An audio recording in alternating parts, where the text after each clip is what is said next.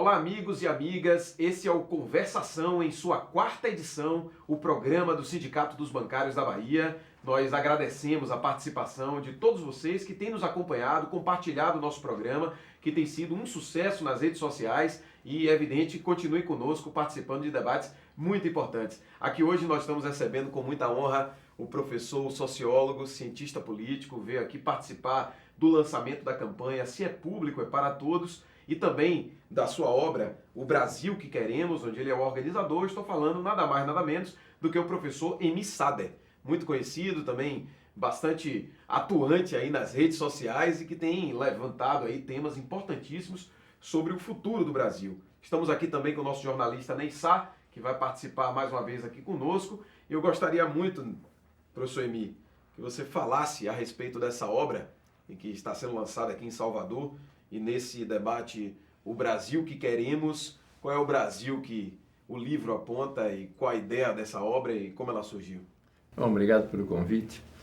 Nós entramos num certo labirinto, né? Até porque o próprio segundo governo da Dilma incorporou alguns diagnósticos que não eram os diagnósticos tradicionais dos governos do PT. Então parece que o Conselho estabeleceu uma espécie de consenso nacional de que o problema eram os gastos do Estado, que agora está radicalizado com esse governo golpista, né?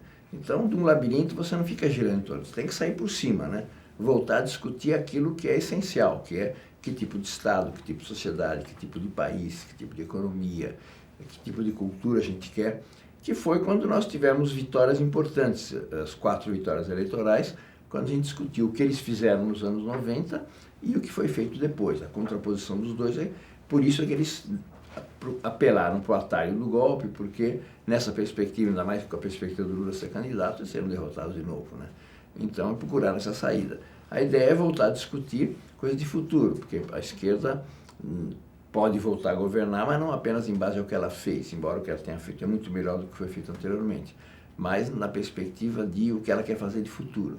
Até porque a última campanha eleitoral foi muito pobre, não se discutiu só praticamente o risco do retorno da direita ao poder, mas não o que se ia ser feito, né?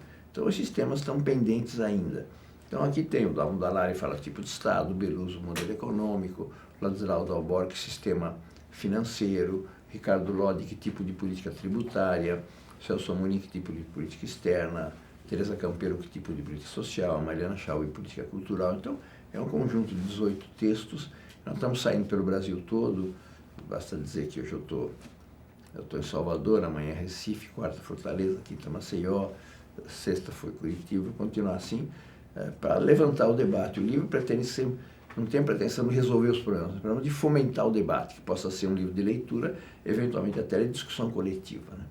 Professor, aproveitando essa sua colocação sobre essa peregrinação, vamos dizer assim, que o senhor está fazendo, no sentido de levar o conteúdo do livro, eu queria saber um pouco da importância dessa atividade, praticamente uma militância nesse momento que o país está enfrentando. Na verdade, por trás de todos os debates, as polêmicas, tem uma disputa de agenda. Sim. Qual é a agenda da direita? A da direita é que os problemas básicos do Brasil são a corrupção e a corrupção do Estado, só quem está ligado ao Estado, não a corrupção privada, essa HSBC, Paramapê, não interessa, porque são empresariado privado. Tá Fica de lado. E a segunda é que o modelo econômico teria dado errado. Terrorismo econômico, tal, da parte deles, você vê agora a desenvoltura como eles falam que deu errado. Deu errado porque o Brasil nunca melhorou tanto. Mas antes de discutir isso, é saber quais são os temas centrais de debate. E o tema central do debate para nós continua a ser a desigualdade social. Quer dizer, o modelo econômico que deu certo porque associou desenvolvimento econômico com distribuição de renda. Então, recolocar essas discussões é uma disputa muito, muito desigual, porque eles têm a máquina dos meios privados de comunicação que batalha, que durante 10, 12 anos fez a campanha da desqualificação pela corrupção e, nos últimos anos, em particular, a ideia do terrorismo econômico, do risco inflacionário, disso, daquilo, até que o país está numa situação catastrófica economicamente. Então, não é só a interpretação, mas quais são os problemas de fundo, né, do Brasil. Essa disputa de ideias, como o senhor mesmo colocou, ideológica, ela se dá num marco midiático, né? Qual é, na opinião do senhor e pela experiência que o senhor tem vivenciado, qual tem sido o peso dessa ação midiática nessa disputa e por que é que os governos, né, tanto de Lula quanto de Dilma, não fizeram uma ação mais contundente no sentido de melhorar o espaço, né? Melhorar o espaço, democratizar mais os meios de comunicação. Por que nós ainda estamos a essa altura na mão de uma mídia hegemônica? Não, fazendo um balanço sintético do resultado eleitoral, dá para perceber o peso, né? Aonde a situação social, a vida das pessoas mudou radicalmente, da Bahia para cima, a Dilma teve mais de 70% dos votos. Uhum. Dali para baixo, a direita ganhou, inclusive nos setores populares. Quer dizer, um candidato horrível como a Aécio teve 51 milhões de votos. Provavelmente uns 30 milhões são setores populares beneficiários de políticas sociais, em que a consciência deles foi influenciada pelos meios de comunicação. Seja no sentido de desqualificar o governo, seja no sentido de desarticular a ideia de que a melhoria da vida deles foi ligada a um projeto político, né? Uhum. E as ideologias do tipo, eu me esforcei mais, ou coisa desse tipo, né? Então, foi uma divisão muito clara entre o centro-sul, digamos, e do centro para o nordeste, porque a situação de vida das pessoas daqui para cima fazia com que mesmo as campanhas da mídia fossem neutralizadas relativamente. Sim, pela realidade. Então, dá uma ideia que setores populares, digamos, tem pesquisa que mostra que a maioria do ProUni, beneficiários do ProUni são contra o Bolsa Família. Quer dizer, eles são beneficiários do mesmo princípio que os beneficiários, e talvez a família deles seja beneficiária. Mas a falta de uma discussão com eles que poderia convencê-los, até essa coisa contraditória, setores populares beneficiários acabaram votando na direita. Né? É que não houve uma disputa de hegemonia de ideias, né? Uma formação, assim, uma convicção popular em torno de causas. Quando houve a campanha eleitoral, em que havia certa distribuição do tempo na televisão, o terrorismo econômico foi neutralizado. No final, até os eleitores do Oeste achavam que a situação econômica não era ruim. Agora, 10, 12 anos da questão da corrupção, é difícil você desarticular na sua campanha em geral, mas é condenação, coisa desse tipo. Então, esse elemento era difícil de articular. Agora, por que não mudou? Eu acho que tem sido um erro em geral das esquerdas, né? E eu acho que a situação em que o Lula saiu do governo, com 80 e tantos % de apoio e mais de 80% de referência negativa, talvez ele achasse que fosse neutralizável. Ainda que, no final do seu governo, ele já tinha colocado aquele seminário que o Frank Martins organizou para colocar a questão. Depois houve erro de subestimação, né? Mas mesmo nos países que colocaram o tema, se pode modificar pouco. Na Argentina, o judiciário neutralizou totalmente a lei que estava aprovada. Ela não foi colocada na prática. Em outros lugares, que se nacionalizaram televisões privadas, etc. Tal, é uma disputa muito desigual. Porque você tem uma televisão 24 horas de noticiário, não corresponde ao nível de politização atual das pessoas. Sim. E quando desaparece um canal privado, desaparecem as séries, as transmissões esportivas, as músicas e tal. Quer dizer, todo o lazer desaparece e o cara ou acaba se concentrando em canais em TVs a cabo, em que eles vão procurar a forma de continuar aquele acesso ao lazer que tinham, né? Então, não é simples, e tampouco é simples, como diz o Lula, né? Enquanto os políticos tiverem medo da mídia, não vai haver democracia. Porque tem os que têm interesse direto e tem os que têm medo da mídia. Então, não é que passaria no Congresso, uma coisa assim. Agora, outras políticas que agora, no final, foram feitas, a redistribuição de recursos de publicidade, é o mínimo que deve ser feito, né? E as redes sociais, elas não dão conta, né, dessa situação, até porque eu acho que tem uma escalada de ódio, de intolerância na rede. O professor é muito ativista, né, da rede social. Como é que você enxerga isso? Nas redes a gente faz guerrilha, mas quem está cotidianamente dando a pauta nacional, jornal não, porque jornal ninguém lê, mas o jornal aciona as redações de rádio e televisão, que são uma cadeia monopolista, né?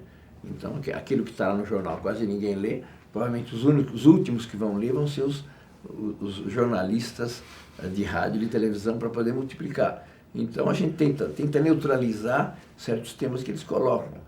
Mas, digamos, em termos de a gente fala de guerrilha, o deles é o exército regular, aquele que ocupa os grandes espaços e dá os grandes temas.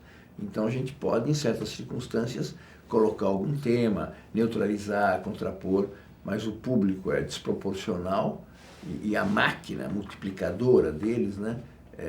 Porque eles também têm internet, né?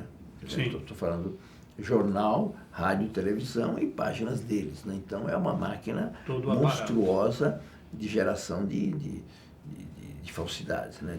Como diria o Chomsky, de fabricação da opinião pública, né? Sim. Essa estratégia que é utilizada pelos grandes meios de comunicação, como o senhor mesmo está colocando, que é a estratégia de pautar, de fazer uma pauta em cadeia, né? Estruturar uma rede de pauta que vai... E a gente percebe isso com muita clareza quando fica monotemático, né? Muitas vezes a mídia ela fica monotemática, ela escolhe um determinado assunto e fica naquilo. Qual seria a possibilidade da esquerda, por exemplo, através da sua própria rede de comunicação também, entrar nessa disputa de pauta? Como é que o senhor vê isso? Qual é essa possibilidade? Eu acho que, por exemplo, tem dois exemplos que já pode ser clássicos, devem entrar em manuais de marketing político. Um foi a criação do mensalão. Uma coisa é o episódio concreto, outra coisa é gerar no imaginário dos brasileiros que os parlamentares chegavam com uma mala vazia no Palácio do Planalto, subiam numa sala do lado da sala do Lula, enchiam de dinheiro e iam embora. Quer dizer, foi uma criação genial, né, essa ideia do mensalão. E outra, essa criação do circo daquele domingo de votação na Câmara, quer dizer, todo confluindo para ali, gente na rua, a criação da ideia da corrupção, a voz das ruas que está pedindo impeachment, a transmissão por rede, por televisão, o voto nominal mencionado, que tudo foi feito no circo, como se fosse uma produção televisiva mesmo, né? Então é uma máquina monstruosa essa, né?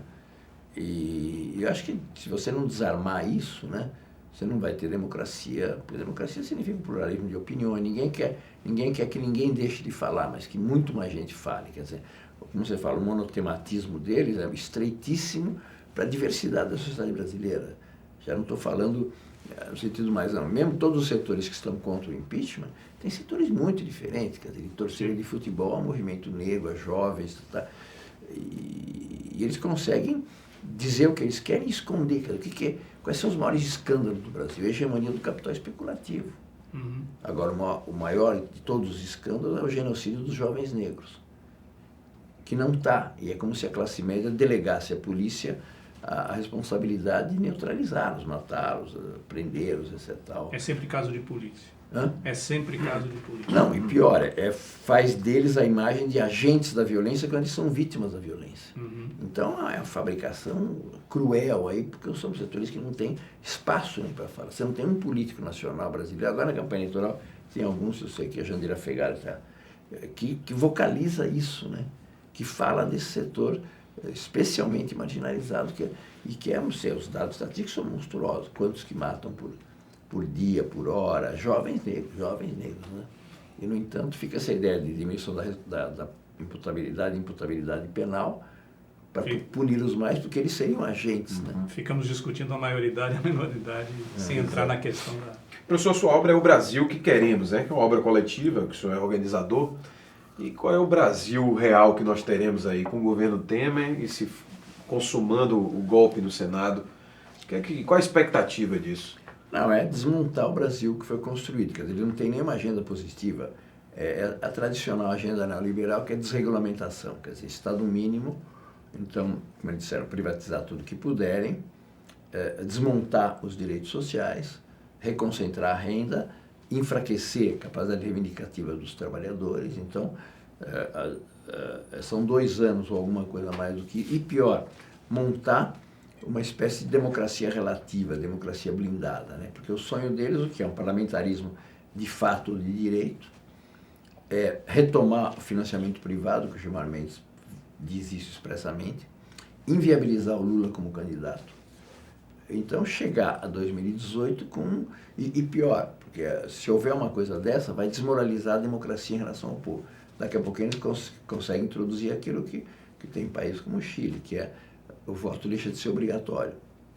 Então, entre o desinteresse e a falta de credibilidade do sistema e gente que não vai votar, geraria um sistema de uma democracia muito sistema liberal, digamos, democrático, muito estreito, que facilitaria a multiplicação do poder das elites. Né? Eles querem fazer o que o Fernando Henrique falava, institucionalizar normas neoliberais, que isso já foi feito em relação aos recursos sociais. Quer dizer, durante 20 anos não vai haver o vínculo obrigatório dos recursos sociais, ao contrário, conforme o desempenho da economia, vai haver recursos para educação e saúde. E nesse cenário que o senhor bem coloca, né, de análise, qual é, na sua opinião, o papel dos movimentos sociais, especificamente do movimento sindical? Eu acho que agora é basicamente fazer com que a massa dos trabalhadores perceba como seus interesses são afetados. Aquilo que a gente fez, o movimento sindical fez em pequena escala, quando apareceu a terceirização, e muita gente parecia a favor, depois começaram a se dar conta como os afetava. Agora, infelizmente, é uma lista quase interminável, né? Inclusive previdência, né? Sim. Até retirar, se começa a cantar essa bola, retirar os recursos do INPS da Caixa para botar nos bancos privados, e a nova lei de aposentadoria, né? Tudo isso, eu acho que é um momento de grande agitação para que eles percebam na sua consciência cotidiana como o seu direito vai ser afetado, e como o sindicato é um instrumento fundamental em relação a isso. Quer dizer, porque até agora, embora os movimentos sindicais tenham participado ativamente, a composição de trabalhadores nas manifestações não é determinante ainda, né? E ela tem que ser, ela é fundamental, é o setor mais homogêneo, mais unificado, digamos, para poder resistir a essa ofensiva, que é uma ofensiva para a superexploração do trabalho, muito claramente. Né? Professor, aqui no sindicato, o Sindicato dos Bancários enfrenta o setor mais poderoso da economia, o setor financeiro. Nós sentamos na mesa de negociação com boa parte do PIB nacional, daqueles que controlam boa parte dos recursos públicos, inclusive. Como é que você vê assim, essa disputa entre os setores dominantes também? Pois é, porque do lado de lá tem contradição também, né? Como é que vai ficar essa composição aí? Vão rifar o Temer? É um PIB que não produz bem. Não produz emprego, né? No fim do dia, quando fala, movimento tal na Bolsa de Valores, não aumentou nenhum bem, nem emprego. Quer dizer, é pura compra e venda de papéis, é pura especulação financeira. Não, eu acho que toda a estrutura política de corrupção que foi montada aí com o Eduardo Cunha e tudo mais, é para viabilizar o programa econômico do Meirelles. Então, eu acho que esse é o... Você acha que o Meirelles é o verdadeiro governante do Brasil? Eu acho que é o núcleo fundamental, como era, quer dizer, aquela vez o Malan e Fernando Henrique davam essa tônica. Hoje o Temer não tem importância, mas acho que certamente é o que fia, é o que dá confiança ao empresariado. Agora, no neoliberalismo é isso, que o setor hegemônico é o setor do capital financeiro sob sua forma especulativa. Não é o capital financeiro que financia a produção, o consumo ou a pesquisa, não. É viver do endividamento. Por isso que desde a crise de 2008 o capital financeiro se enriquece, porque é viver do endividamento de empresa, de governo e de pessoa, né? Então estão cada vez mais fortes. O outro escândalo é o superlucro dos bancos privados e continuar a desempregar trabalhadores, né? Então é um horizonte de ciclo longo recessivo, que a gente tinha cortado nesses 12, 13 anos e que voltaria fortemente, como acabou sendo o governo Fernando Henrique. Professor Sader, a gente está caminhando agora para o fechamento aqui da nossa conversação. Eu queria saber qual seria a mensagem que o senhor gostaria de deixar para o pessoal que acompanha a conversação, no sentido de ações propositivas. Eu acho que a gente tem que tornar ingovernável esse governo golpista, quer dizer, bloquear a capacidade dele de aprovar essas. Como são iniciativas que afetam a massa da população, que por sua vez condicionam os parlamentares, uma coisa é a unidade deles férrea para derrubar o PT, outra coisa é uma vez no governo, como aconteceu com a terceirização, aconteceu até mesmo com iniciativas em relação às estatais. Nós estamos desenvolvendo essa campanha de defesa das estatais, porque elas estão em jogo nisso, mas tem que fazer uma ampla colisão social com alianças políticas com os setores no parlamento que inviabilize a aprovação daqueles que são as joias da coroa deles, né? Que significariam aumento, incentivo ao investimento privado.